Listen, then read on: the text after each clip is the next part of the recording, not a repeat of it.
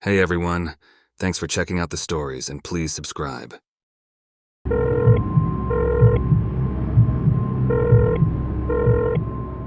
This happened many years ago, but it has always stayed with me. I was 15 years old at the time, and my parents had gotten me my very own cell phone for Christmas. I think it was my dad's old flip phone which they wrapped up and gave me, but I didn't mind. It was just super cool to have one of my own, as this was before cell phones were doled out like candy. Of course, I had given all my friends my new phone number because who wouldn't?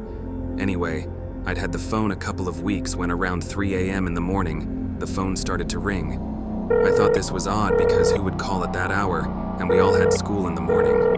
So I answered it, but all I could hear was breathing on the other end. I laughed it off as one of my friends messing around and I hung up. I tried to get back to sleep, but my phone rang again. I answered this time and said, "Who's this?" No response, just the sound of someone breathing again. At this point, I was beginning to get annoyed. I told them in more harsh language to stop calling me, and I hung up. I laid down for about 30 minutes, trying to get back to sleep, when the phone rang yet again for the third time. I didn't know which one of my friends was pranking me, but I was starting to get pissed off. I answered, and I said, "This isn't funny. I'm trying to sleep and I have school in the morning. Stop calling me." This time there was a reply. It was a man's voice, which sounded raspy like he was a heavy smoker or something. He says, "I can see you. Why don't you come outside and play in the snow with me?" This wasn't one of my friends playing around.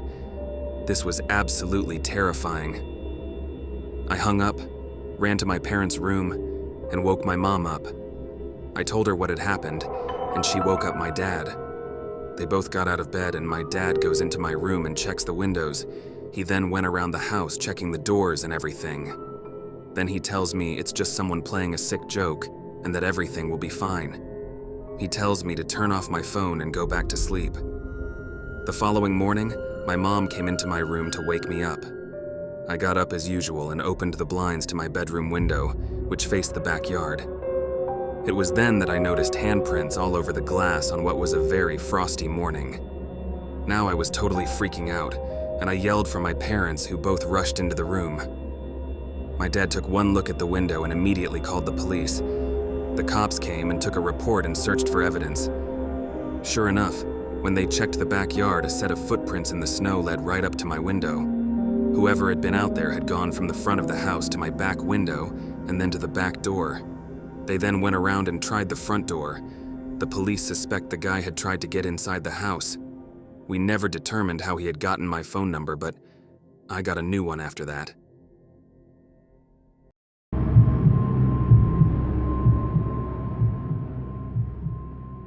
I live in a small town in the upper reaches of the Pacific Northwest, just shy of the Canadian border. Near my hometown, there had always been rumors about an abandoned government research lab, or at least it was supposed to be abandoned. Many years ago in high school, my friends and I would hear all sorts of stories saying that it wasn't actually deserted, but is currently being used by various secret societies or even crazy religious cults. The names change depending on who you're talking to, but pretty much any and all bizarre stories you hear would be attached to that lab. So on this one bitterly cold March night, driven by a combination of youthful curiosity and stupidity, 3 of my friends and I set out to find the lab and see what's really going on out there. We'd probably been watching too many episodes of The X-Files or something, but this was the plan we came up with. Surprisingly, it actually took quite a while to find the place, as it laid nearly hidden among the dense forest and was closed off by several fences and gates. The only clue to its location was a faded, "No trespassing" sign clinging to a tree. If we hadn't seen that sign, we probably wouldn't have ever found the place. Ignoring the sign, we traveled down this dirt road for a bit until we came across a closed gate with one of those long swing arms blocking the driveway. The entrance was covered in the usual "No trespassing" and "No entry" signs. My friends and I debated whether to turn around or keep going. Alec and I wanted to see what was ahead, while our other 2 friends were more reluctant. Eventually, our curiosity won out over caution. I got out of the passenger's side door and manually lifted the gate while Alec drove in. I left the gate open and climbed back into the car, and we took off. As we navigated the winding, debris-littered road, our headlights piercing through the swirling snow, we came upon a bizarre assortment of seemingly abandoned beds, dressers, and boxes of what appeared to be unopened food. It was a weird sight to see because none of the items looked like garbage or trash. Rather, they seemed almost new, like they had only been placed there fairly recently. After a couple more minutes, we finally reached the end of the road and arrived at what we assumed was the abandoned research lab. It was 3 buildings in total, each more peculiar than the last, and a lot different from what you might have expected a lab to look like. The first building resembled an old Eastern European apartment building with windows all around it. Next to it stood a towering office building with a massive satellite dish on the roof. The final installation, an average-sized structure, looked like a church with large crosses on its double doors, a weird sight for a supposed government facility. But it did lend some credibility to the rumor a religious cult had been using it. All 3 of the buildings did look abandoned. They were covered in vines and moss grew up the sides. It definitely appeared like the structures hadn't been touched for many years. We sat silently in the car for a few minutes, unsure what to do next. We all wanted to avoid getting in trouble for being there, and we were uncertain if the lab was routinely monitored and possibly patrolled. We tried to convince ourselves this place was abandoned and that we were probably the only ones here. Finally, Alec opened his door and said, "I didn't come this far to sit in the car. I'm gonna take a look around." Trying not to seem scared, I decided to go with him. Our 2 other friends were pretty nervous and chose to stay in the car. Alec and I went into the first building. The door was unlocked, and of course, the lights didn't work. We had brought flashlights, so we used them to navigate around the complex. Walking through the hallways was a strange and almost surreal feeling. It was freezing, of course, and every little noise made us jump. But what was really creepy was that the place looked like it had been abandoned all of a sudden, as if an alarm had sounded and everyone had just taken off. I mean, all the beds were still made, the dressers were shut, and pictures and artwork were still hanging on the walls. After a while, we decided to move on to the second building with a large satellite dish on the roof. The door to this building was locked tight. We tried to pry it open, but it wouldn't budge. We walked around the entire building but couldn't find another entrance, so we gave up and moved on to the third and final building, the one that looked like a church. I gotta say, all these buildings were pretty spooky, especially at night. I was getting a little paranoid and would jump at every sound. I had that pit-in-my-stomach feeling that something wasn't right. I felt like we weren't the only ones around here and someone was going to catch us. We tried the door, which was unlocked. We walked in and immediately noticed the mess. There were books and papers everywhere, littered all across the floor. I tried picking up a few pages to read, but it just seemed like a lot of scientific jargon that I couldn't understand. The inside of the building didn't have any sort of religious paraphernalia in it, other than a cross on the back wall. Just as we were getting ready to leave, Alec noticed a door off an alcove that seemed to lead to a basement or lower level of the building. Alec and I looked at each other with bewilderment. I knew we shouldn't open it, but our curiosity got the best of us. We opened the door, and there were stairs leading down below to a hallway that seemed to have some glow coming from it. We headed down and walked along what turned out to be a long hallway lit by orange lights, the kind you might see in a parking garage. At the end of the hall was a door with a small window in it. There was light coming from the window. We walked up to it and slowly peered inside. To our shock, about a dozen men, all wearing suits, were sitting around a conference table.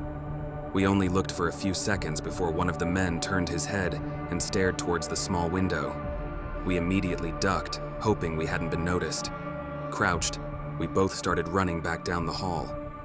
We had just about reached the bottom of the stairs when we heard the door open and the sound of footsteps running down the hallway.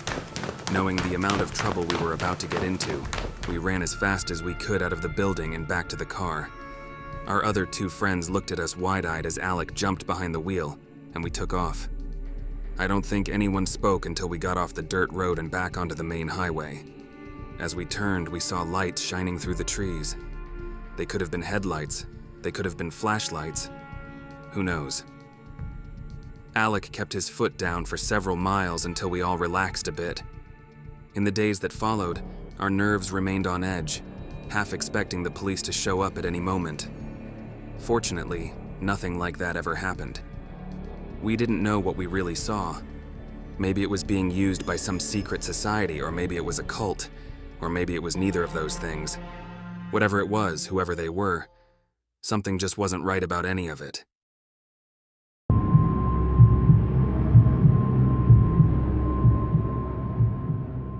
I remember it like it was yesterday. It was the night my childlike innocence came to an abrupt end, and the thrill of a kid's game took an unexpected turn. It was late afternoon on a frigid January, and this crazy blizzard was happening. But that didn't stop us from continuing our tradition, a massive game of Manhunt. It was fun in the summer, but in winter, it was epic. Snow made it so much better by creating hiding places and footprints to follow, not to mention the use of snowballs as weapons to slow down our pursuers. It was the most fun game of our childhood. Well, until this particular year. This was the year things turned pretty bad. Manhunt was more or less tag, but it involved hiding and running to an assigned safe point, which for us was the front porch of our friend Robbie's house. We had a group of 6 kids playing, 3 on each team. My team consisted of Pete and Terry. We huddled up for a plan, then took off. Pete would hop the fence to a neighbor's yard on the other side of the block, which wasn't really cheating as we had no rules with this game. Terry jumped on top of Robbie's shed and hid behind the sloped roof. I thought I'd be sneaky and started running all around the yard, creating a seemingly endless trail of footprints leading nowhere. When the other team, starting from the front yard, announced they were coming, I had to think quickly. First, I signaled for Terry to run on top of the roof if he saw them moving towards my direction. I then decided to dig myself into some bushes and lay flat in the snow. Just then, 2 of the kids from the other team entered the backyard and started analyzing the crazy, nonsensical tracks I created. I could barely suppress a laugh as they studied my trail, but I knew those footprints would eventually lead them directly to me. I needed to be ready to run if they got close. As these 2 boys were getting near the bushes, Terry jumped down from the shed into the snow and darted for the front lawn. They chased after him, coming from opposite directions. I suspected the porch would be guarded, so I took this opportunity to hide myself better. I followed Pete's approach and climbed onto the shed's roof, then over the fence to the backyard on the other side of the block. I didn't see Pete anywhere, though. I looked for his footprints, but quickly found other tracks in the snow. Alongside the fence were a few boot prints from where Pete must have landed, but quickly the impressions turned to a steady trail of something being pushed or dragged through the snow. I followed the trail to the back door of this pitch-black house until they stopped. I quickly put 2 and 2 together. My heart sank. I turned and headed back for the fence to hop over and call for Robbie's parents. When I was about halfway across the yard, I heard the sliding glass door of the home open, and someone wearing a black coat with a hood covering their face emerged and started running towards me. I screamed and pulled myself over the fence, barely making it before this guy could grab my legs. All of my friends came running into the backyard, and shortly after, Robbie's parents came out the back door to see what the commotion was about. I told them what happened.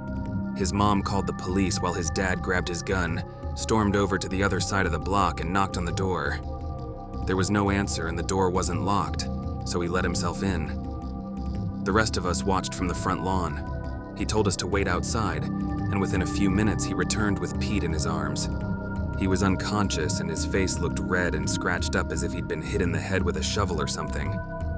There was no car in the driveway, so the guy must have left when I escaped from his backyard. The police investigated, but from what I learned, he never returned to that house. Supposedly, he's still out there somewhere. Pete recovered physically. Psychologically, that took a while. We still played Manhunt until we eventually grew out of it, but it was never the same. None of us were ever the same.